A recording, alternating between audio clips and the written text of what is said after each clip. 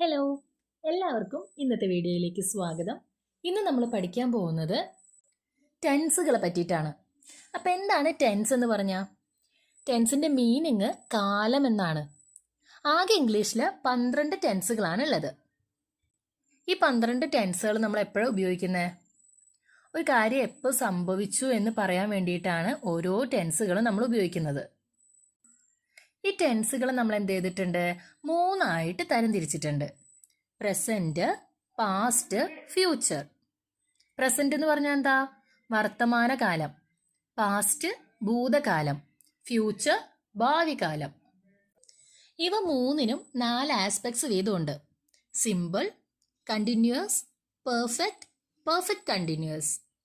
അപ്പോൾ ഇന്ന് നമുക്ക് പ്രസന്റ് ടെൻസിനെ നല്ല വിശദമായിട്ടൊന്ന് പരിചയപ്പെടാം. നമ്മൾ നേരത്തെ പറഞ്ഞു ഓരോ ടെൻസിനും 4 ആസ്പെക്ട്സ് വീതമുണ്ടെന്ന്. അപ്പോൾ പ്രസന്റ് ടെൻസിന്റെ കേസിൽ അതെങ്ങനെയാ വരിക? Simple present, present continuous, present perfect, present perfect continuous. ഇനി ഓരോന്നും എവിടെയാണ് യൂസ് ചെയ്യുന്നത് നോക്കാം. സിമ്പിൾ പ്രസന്റ് എന്തിനാ യൂസ് ചെയ്യുക? നമ്മുടെ റൊട്ടീൻസ്, ഹാബിറ്റ്സ്, ഫാക്ട്സ്, ഷെഡ്യൂൾസ് ഇതൊക്കെ പറയാൻ വേണ്ടിയിട്ടാണ് സിമ്പിൾ പ്രസന്റ് യൂസ് ചെയ്യുക. നിങ്ങൾക്ക് എല്ലാവർക്കും അറിയുന്നുണ്ടാവും വെർബിന്റെ മെയിൻ ആയിട്ടുള്ള 3 ഡിവിഷൻസ് ആണ് V1, V2, V3. V1 ആണ് വെർബിന്റെ ഏറ്റവും ബേസ് ആയിട്ടുള്ള ഫോം. നമുക്ക് കുറച്ച് V1, V2, V3 പരിചയപ്പെട്ടാലോ?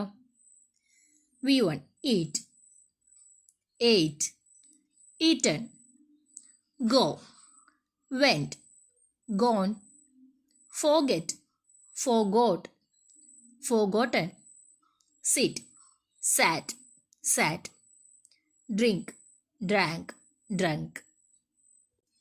ഈ V1, V2, V3 ഒക്കെ നമ്മൾ ഏത് ടെൻസിലാണോ സെന്റൻസുകൾ ഉണ്ടാക്കുന്നത് അതിനനുസരിച്ചിട്ടാണ് ഉപയോഗിക്കേണ്ടത്.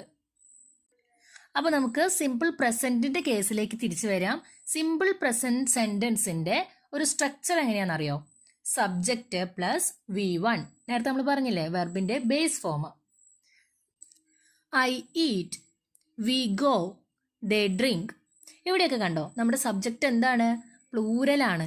അതുകൊണ്ട് നമ്മൾ വെർബിന്റെ ഒരു മോഡിഫിക്കേഷനും ഇല്ലാത്ത ഫോം തന്നെയാണ് ഇവിടെ യൂസ് ചെയ്തിട്ടുള്ളത്. ഇനി ഇത് മാറിയിട്ട് she Eats, he goes, Ram drinks. ഇവിടെ കണ്ടോ വെർബിന്റെ കൂടെ നമ്മൾ എന്ത് ചെയ്തിട്ടുണ്ട്? ഒരു എസ് കൂടി ആഡ് ചെയ്തിട്ടുണ്ട്. കാരണം എന്താ? ഇവിടുത്തെ സബ്ജക്റ്റുകളൊക്കെ തന്നെ സിംഗുലർ ആണ്. അപ്പോൾ ഒരു കാര്യം മനസ്സിലായില്ലേ? സബ്ജക്റ്റ് പ്ലൂറൽ ആണെന്നുണ്ടെങ്കിൽ വെർബിന് ഒരു മാറ്റവും ഉണ്ടാവില്ല. സബ്ജക്റ്റ് സിംഗുലർ ആണെങ്കിൽ എന്ത് ചെയ്യും? വെർബിന്റെ കൂടെ നമ്മൾ ഒരു എസ് അല്ലെങ്കിൽ ES ചേർക്കേണ്ടി വരും.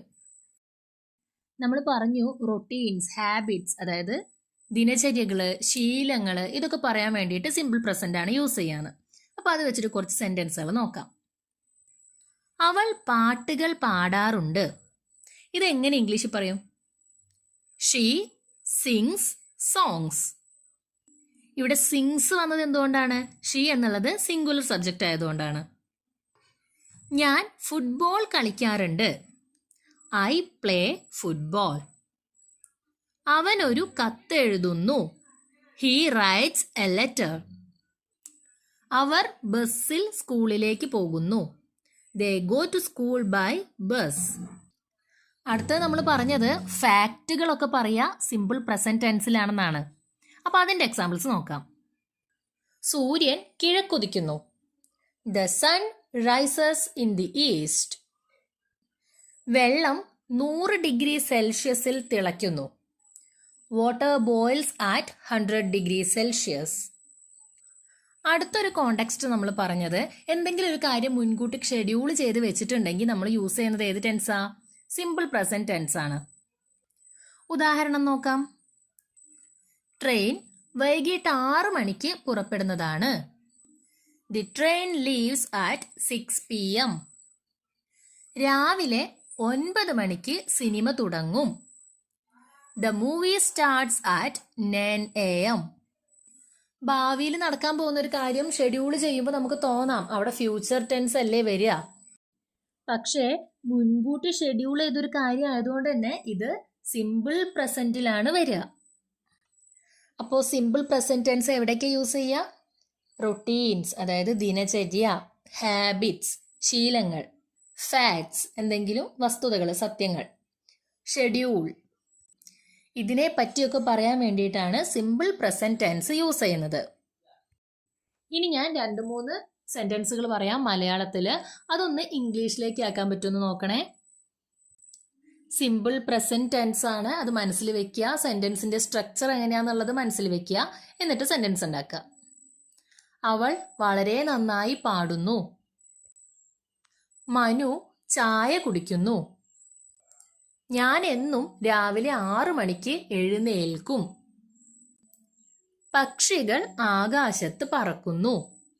ഇതൊക്കെ ഒന്ന് ഇംഗ്ലീഷിലേക്ക് മാറ്റാൻ കഴിയുമെന്ന് നോക്കുക. ഇനി നമുക്ക് പ്രസന്റ് കണ്ടിന്യൂസ് ടെൻസ് എങ്ങനെയാണ് ഉപയോഗിക്കാമെന്ന് നോക്കാം. ഈ ടെൻസ് നമ്മൾ യൂസ് ചെയ്യുന്നത് ഇപ്പം നടന്നുകൊണ്ടിരിക്കുന്ന ഒരു കാര്യത്തെ പറ്റി പറയാൻ വേണ്ടിയിട്ടാണ്. സെന്റൻസിന്റെ സ്ട്രക്ചർ എങ്ങനെയാ വരികയെന്ന് നോക്കാം. സബ്ജക്റ്റ്, അതിൻ്റെ കൂടെ ഈസ് അല്ലെങ്കിൽ ആം അല്ലെങ്കിൽ ആർ. മാത്രമല്ല ഇതിൻ്റെ കൂടെ ചേർക്കേണ്ടത് വെർബിന്റെ ING ഫോമാണ്. നമ്മൾ പറഞ്ഞു സബ്ജക്റ്റിന്റെ കൂടെ ഈസ്, ആം, ആർ ഏതെങ്കിലും ഒന്ന് ചേർക്കണം. അപ്പൊ ഈസും ആമും ആറും എവിടെയാണ് ചേർക്കുക? ഈസ് ചേർക്കേണ്ടത് സബ്ജക്റ്റ് സിംഗുലർ ആണെങ്കിലാണ്. ഉദാഹരണത്തിന് ഹി, ഷീ, ഇറ്റ്, പിന്നെ ഏതെങ്കിലും ഒരു പേര്, ആര്യ. ഇത്തരത്തിലുള്ള സിംഗുലർ സബ്ജക്ട്സിന്റെ കൂടെ നമ്മൾ ഈസ് ഉപയോഗിക്കും. അപ്പോൾ ആർ എവിടെ ഉപയോഗിക്കുക? പ്ലൂറൽ സബ്ജക്ട്സിന്റെ കൂടെയാണ്. ഉദാഹരണത്തിന് യു, ദേ, വി, ഇതിന്റെ കൂടെയൊക്കെ ആർ ഉപയോഗിക്കും. ആം എവിടെയാ യൂസ് ചെയ്യുക? ആം യൂസ് ചെയ്യുന്നത് ഐന്റെ കൂടെ മാത്രമാണ്. I am writing a letter. ഞാനൊരു കത്ത് എഴുതുകയാണ്. She is cooking dinner. അവൾ അത്താഴം പാകം ചെയ്യുകയാണ്. They are playing chess. അവർ ചെസ് കളിക്കുകയാണ് അല്ലെങ്കിൽ കളിച്ചുകൊണ്ടിരിക്കുകയാണ്.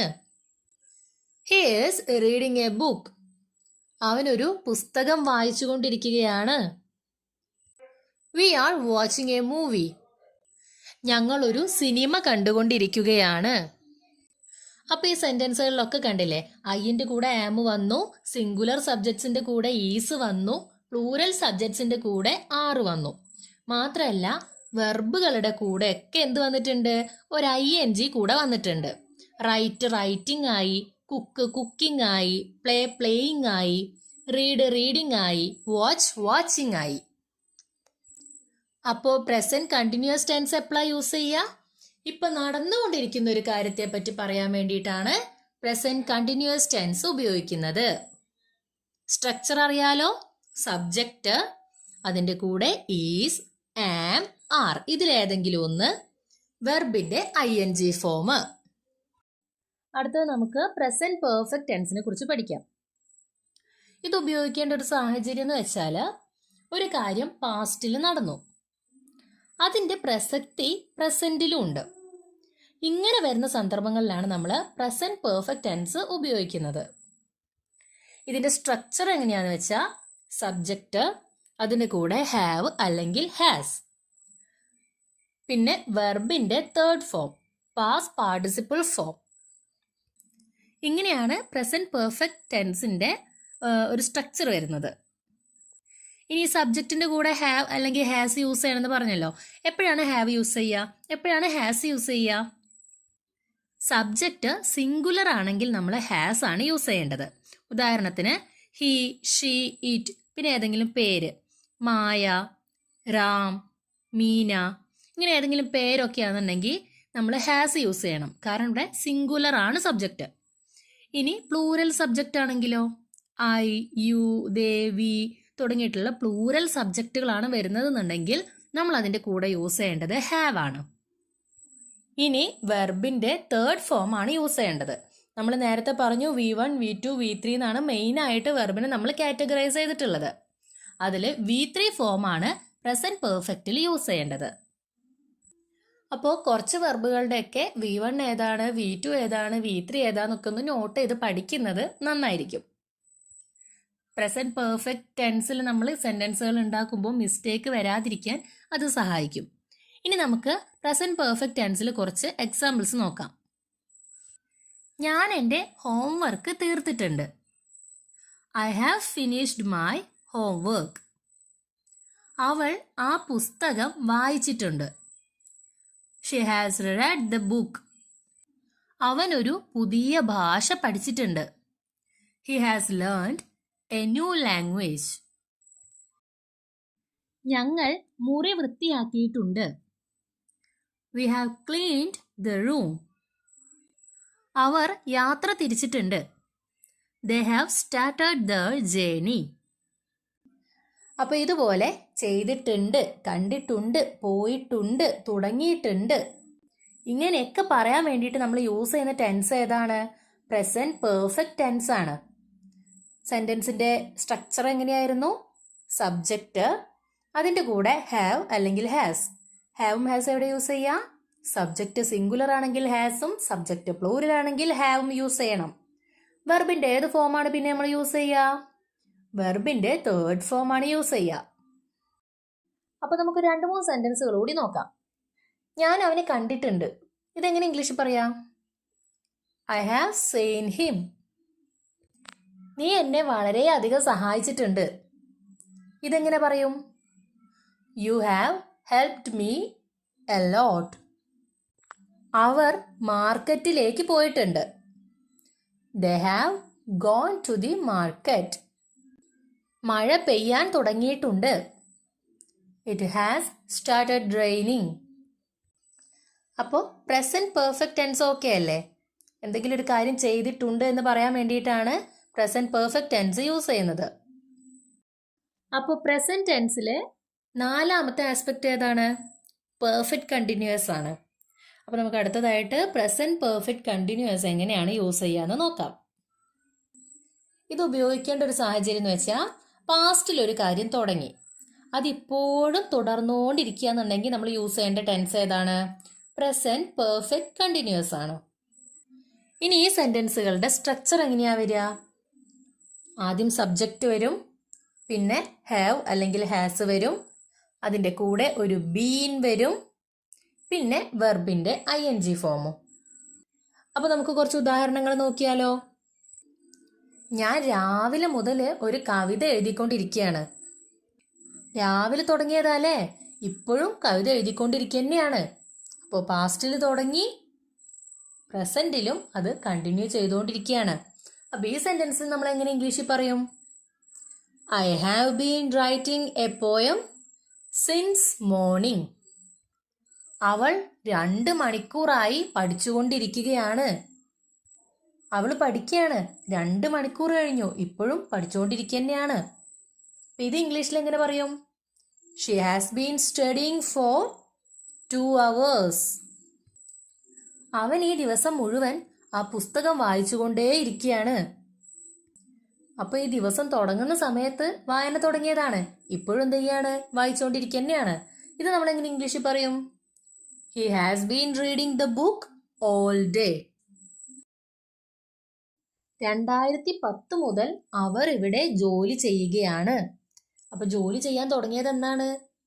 2010-ലാണ്. ഇപ്പോഴും ഇവിടെ തന്നെയാണ് ജോലി ചെയ്യുന്നത്. ഇതെങ്ങനെ ഇംഗ്ലീഷ് പറയും? They have been working here since 2010. അപ്പോൾ പ്രസന്റ് പെർഫെക്റ്റ് കണ്ടിന്യൂസ് നമ്മൾ എങ്ങനെയാണ് യൂസ് ചെയ്തത്? ഒരു കാര്യം പാസ്റ്റിൽ എപ്പോഴോ തുടങ്ങി, അത് പ്രസന്റിൽ, അതായത് ഇപ്പോഴും തുടർന്നുകൊണ്ടേയിരിക്കുകയാണ്. ഇങ്ങനത്തെ ഒരു സിറ്റുവേഷനിലാണ് പ്രസന്റ് പെർഫെക്റ്റ് കണ്ടിന്യൂസ് നമ്മൾ ഉപയോഗിക്കുന്നത്. സെന്റൻസിന്റെ സ്ട്രക്ചർ പറഞ്ഞു. സബ്ജക്റ്റ്, അതിൻ്റെ കൂടെ സബ്ജക്റ്റ് സിംഗുലർ ആണെങ്കിൽ ഹാസ്, സബ്ജക്റ്റ് പ്ലൂരൽ ആണെങ്കിൽ ഹാവ്, പിന്നെ ഒരു ബീൻ കൂടെ അതിൻ്റെ കൂടെ ചേർത്ത് കൊടുക്കണം. ഇനി വെർബിന്റെ ഏത് ഫോമാണ് ചേർക്കേണ്ടത്? ING ഫോമാണ് ചേർക്കേണ്ടത്. അപ്പോൾ നമ്മൾ പറഞ്ഞു ടെൻസ് എന്നുള്ളത് കാലത്തെയാണ് സൂചിപ്പിക്കുന്നത്. പ്രധാനമായിട്ട് 3ആയിട്ട് ഡിവൈഡ് ചെയ്തിട്ടുണ്ട്: പ്രസന്റ്, പാസ്റ്റ്, ഫ്യൂച്ചർ. അതിലെ പ്രസന്റ് ടെൻസിന്റെ 4 ആസ്പെക്ട്സ് ആണ് നമ്മൾ ഇന്നിവിടെ പറഞ്ഞിട്ടുള്ളത്. ഏത് സാഹചര്യത്തിലാണ് ഈ ഓരോ സെന്റൻസുകളും ഓരോ ടൈപ്പ് ടെൻസുകളും ഉപയോഗിക്കാൻ നമ്മൾ പഠിച്ചു. സെന്റൻസിന്റെ സ്ട്രക്ചർ പഠിച്ചു, എക്സാമ്പിൾസും പഠിച്ചു. ഇത് നിങ്ങൾക്ക് എല്ലാവർക്കും ക്ലിയർ ആയെന്ന് വിചാരിക്കുന്നു.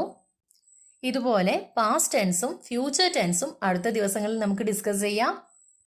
ഇന്നത്തെ വീഡിയോ ഹെൽപ്ഫുൾ ആയിട്ട് തോന്നിയെങ്കിൽ ലൈക്ക് ചെയ്യാനും ഷെയർ ചെയ്യാനും സബ്സ്ക്രൈബ് ചെയ്യാനും മറക്കരുത്. Thank you for watching.